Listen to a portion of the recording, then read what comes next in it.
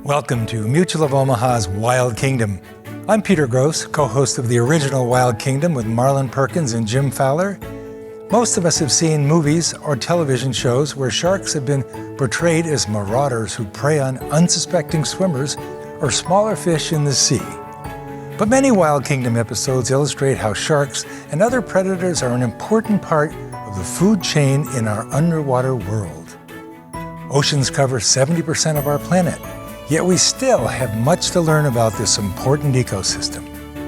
Modern technology has enhanced our ability to study the ocean with minimal disruption to their habitat. Human involvement in recent legislation to protect underwater creatures allow for their resurgence. There's more good news to come in the Wild Kingdom, so sit back, relax, and enjoy Mutual of Omaha's Wild Kingdom.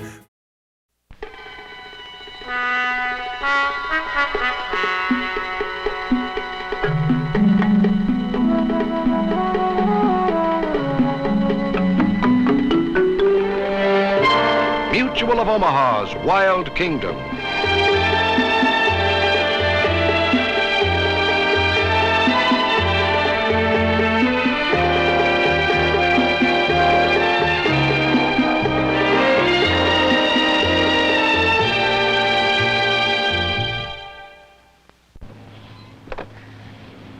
Hello, welcome to Mutual of Omaha's Wild Kingdom. I've just returned from a most exciting and unusual sea hunt in the Pacific Ocean. It all took place on this 41-foot vessel, the Geronimo. This ship is used by Mainland of the Pacific to capture porpoises, moray eels, sharks, and other specimens for their famous oceanarium. The men of the Geronimo are experts at capturing marine animals and use a strange assortment of equipment. This bottle, for example, contains a special drug that'll anesthetize fish if you time it just right. With these tongs, you can capture more dangerous animals if you're quick enough. And on the bow of this boat is a unique piece of equipment used to capture the smartest mammal of the ocean. Let me show you.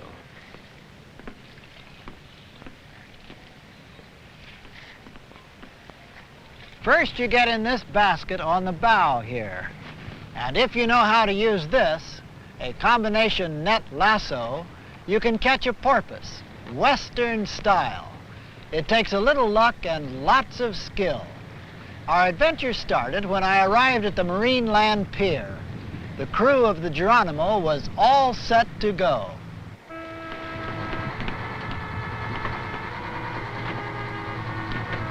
It's good to see old friends again. John Prescott, Mainland's curator, and Captain Frank Brocato, director of collections. We get underway while Boots Calandrino, skipper of the Geronimo, is still saying howdy and head for the high seas.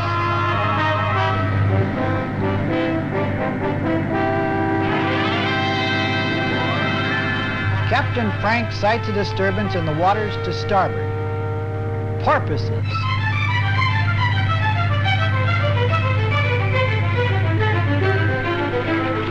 They're on the move, and it's clear that we won't be able to get close enough to catch any of them today.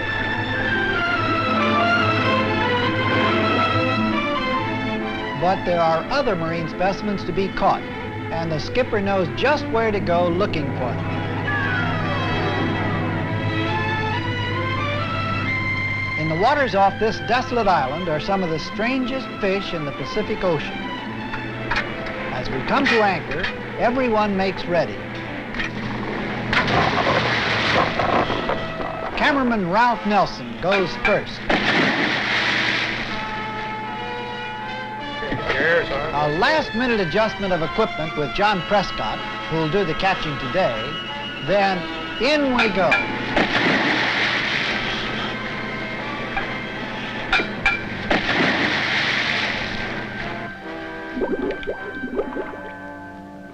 Every time one dives, it's a thrill, whether you've done it once or 100 times. You feel you've crossed the threshold into another world.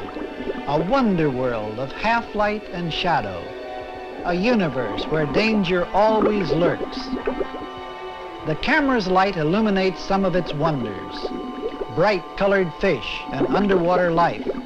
Every hue of the rainbow, such as these sea anemone, flower-like, plant-like, but really animals, catching food with their tentacles.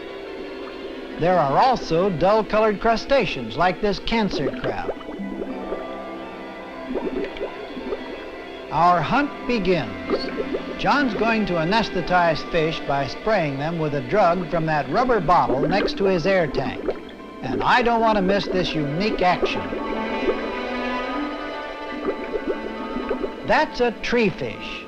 And there goes the drug. But where's the fish? Ah, there it is. The drug's taken effect. It's not easy transferring it from the net to the plastic holding bag, and I hurry to lend a hand. But John's doing just fine. Our first rare captive is a little befuddled, but quite unharmed.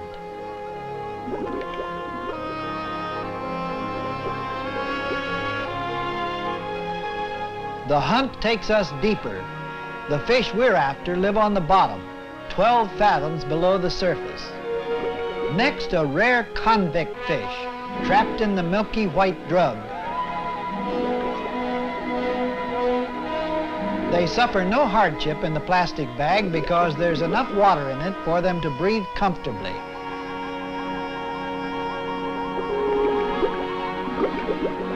With the help of the cameraman's lights, John finds another specimen, a scorpion fish.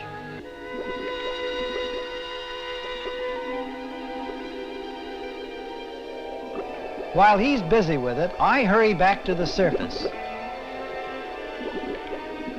He must be extra careful. One jab of those poisoned dorsal spines could paralyze him. I must get the equipment ready for the next capture while John completes this one. A whiff of air from his tank, close the bag, and it rises like a balloon to the surface.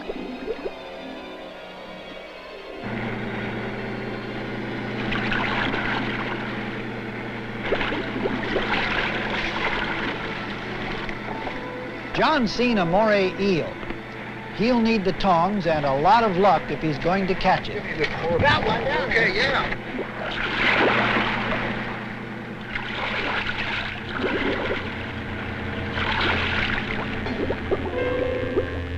Morays are vicious and can bite your hand off if you're not careful.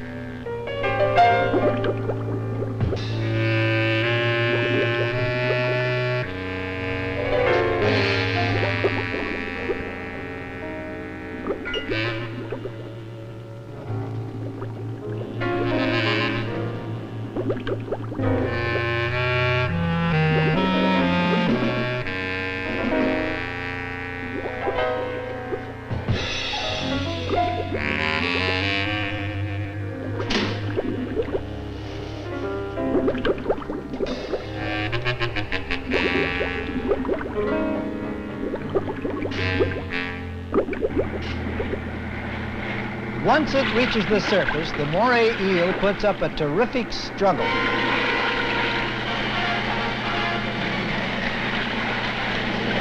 Transferring it isn't easy, but at last it's safe on board. This fighting moray is a great prize, but we still haven't caught the greatest prize of all, a porpoise.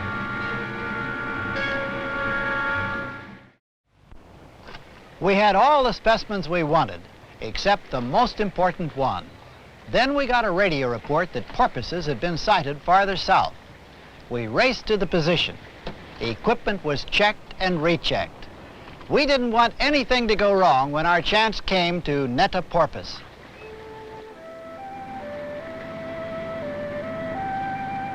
When the porpoise goes into this net and lasso at the end of the pull, the lasso tightens around its body so it can't escape.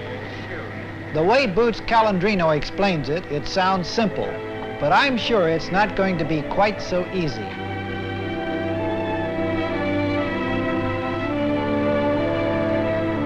So we head south. Benny Falcone rechecks the line from the lasso. If it should get tangled, we can say goodbye to the porpoise. Boots goes out to his catching position. We're all set for action.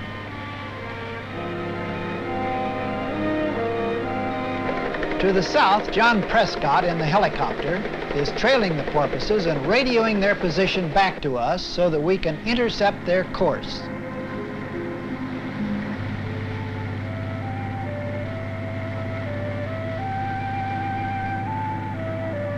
Even with a copter, it's difficult following them because they keep altering direction.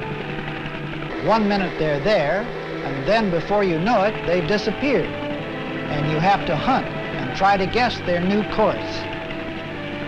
Also, they swim at a terrific speed, 30 knots, as fast as a Navy destroyer. The sunlight reflected off the waves adds to the difficulties of the spotters.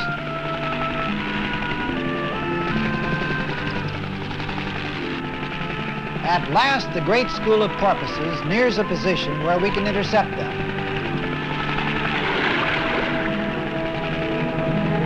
The news is radioed back.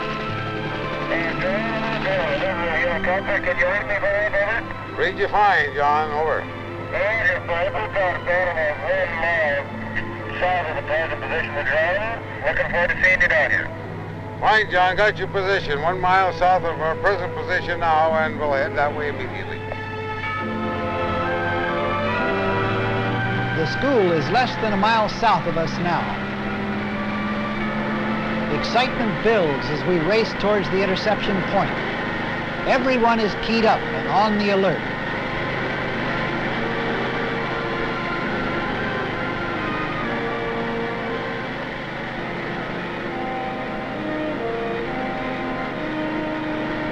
There they go.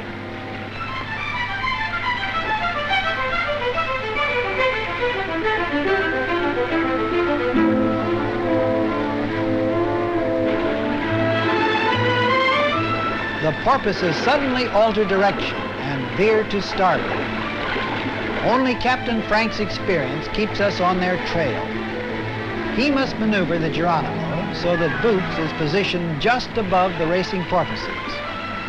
Our plan of capture is based first on the knowledge that these are not fish, but air-breathing mammals like whales, so they can't stay under too long. And second, that they love to play beneath the bow of a ship.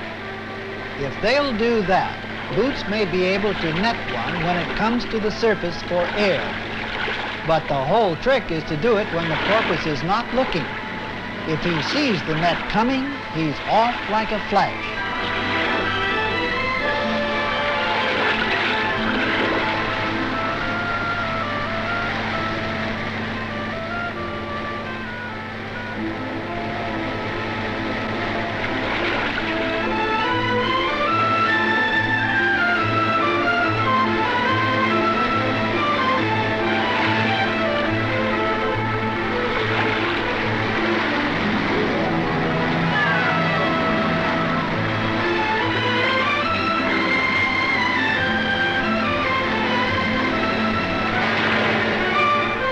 Boots didn't time it right. You can see how he feels about it. We'll have to start all over again.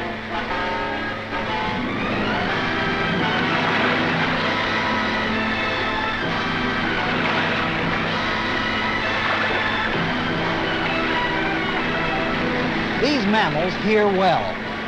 They can see and they have a built-in echolocation sense, like a sonar system. They're exceptionally intelligent, so they certainly know they're being followed. But they're smart enough to keep an eye on Boots and stay just out of reach. It's almost as if they were teasing us.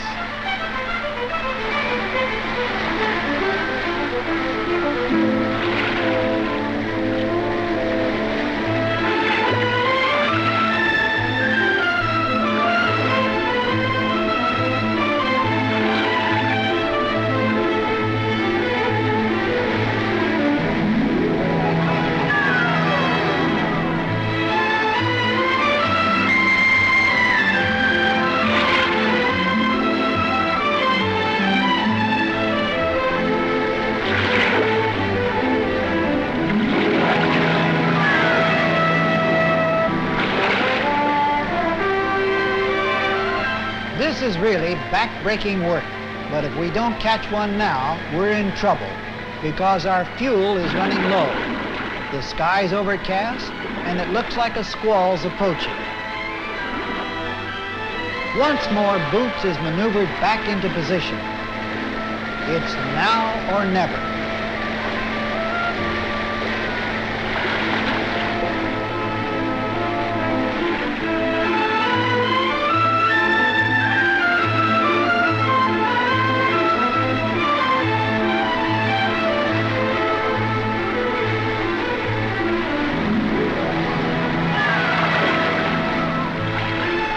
Come on, Boots, take a chance.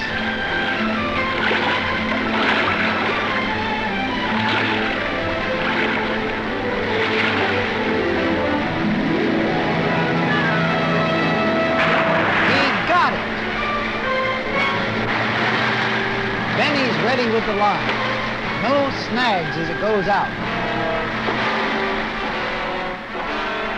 And there he is. He's taking almost all our line. This is all we've got.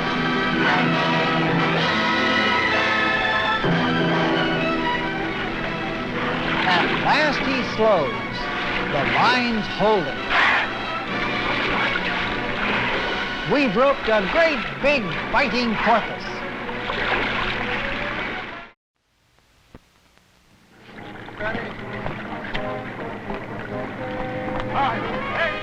We've roped our porpoise, but now the problem is to land it. We have to go out and get it with the skiff. Hauling it aboard the Geronimo would injure our prize, and we must hurry, because porpoises have been known to slip out of the net lasso.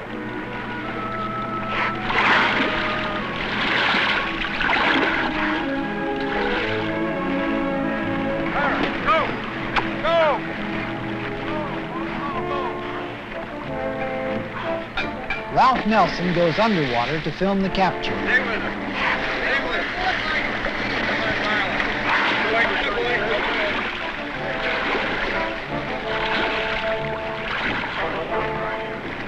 With 3 of us in one small skiff, we're going to have problems landing the porpoise without capsizing.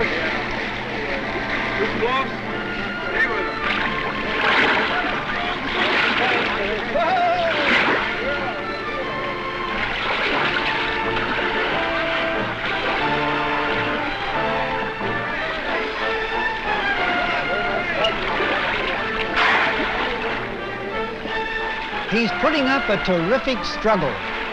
He's so strong, he pulls us around like a horse dragging a cart.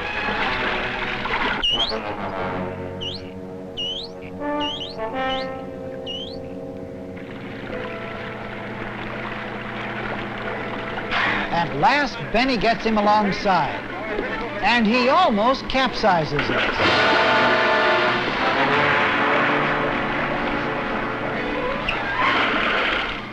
Luckily, Benny and I kept a hold of the line, otherwise we'd have lost him.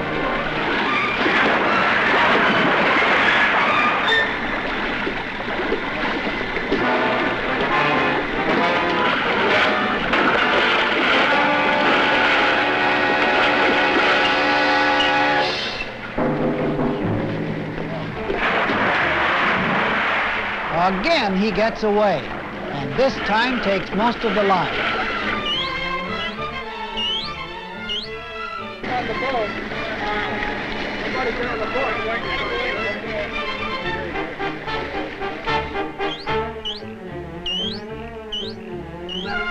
We have to start hauling him in all over again. He's pretty exhausted by now. The struggle's taken a lot out of him. But it's taken a lot out of us, too. Fighting a 200-pound porpoise can tax anyone's strength after a time.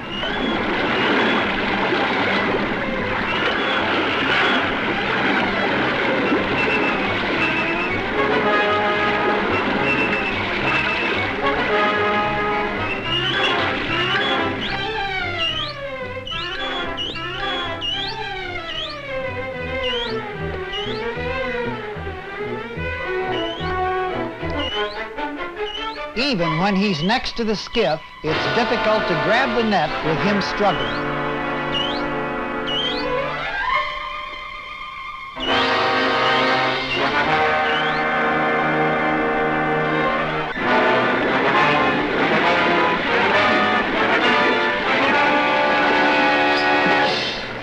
Finally, we land him. He put up some fight. Our prize is to be flown back to the mainland by helicopter. It's quicker than going back by sea. He'll travel in this stretcher. In less than an hour, our porpoise will be in Marineland's giant oceanarium. The sun breaks through as John Prescott in the copter arrives on the scene.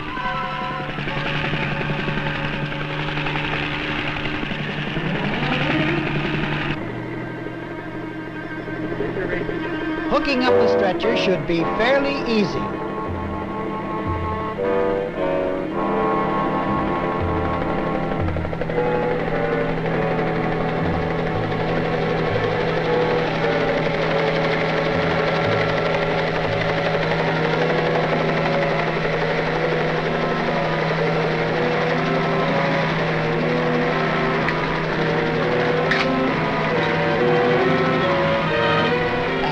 The hookup is made. Our porpoise is safely airborne.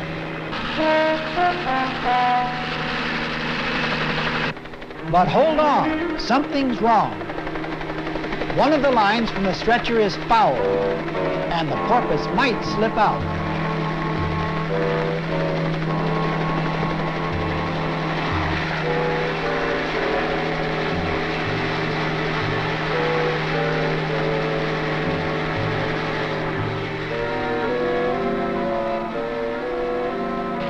While John watches anxiously, we clear the line. And then, once again, our valuable cargo is hooked up, ready for its journey to the mainland.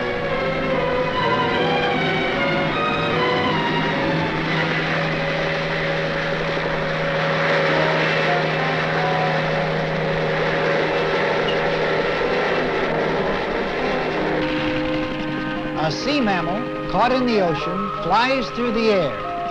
The last act of our incredible adventure in search of a porpoise.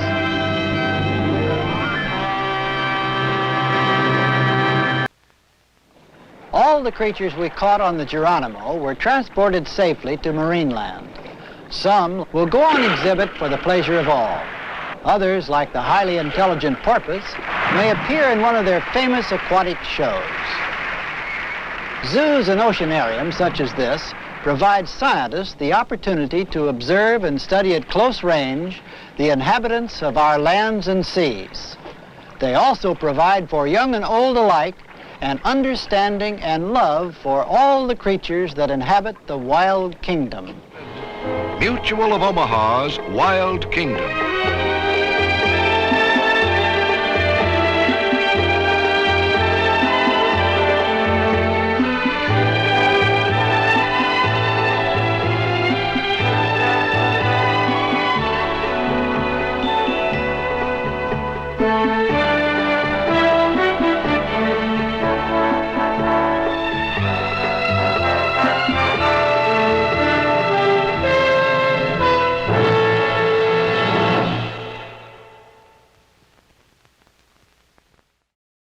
Like what you saw? Follow us on Facebook, Instagram, and YouTube for more exclusive content. And visit our website at wildkingdom.com.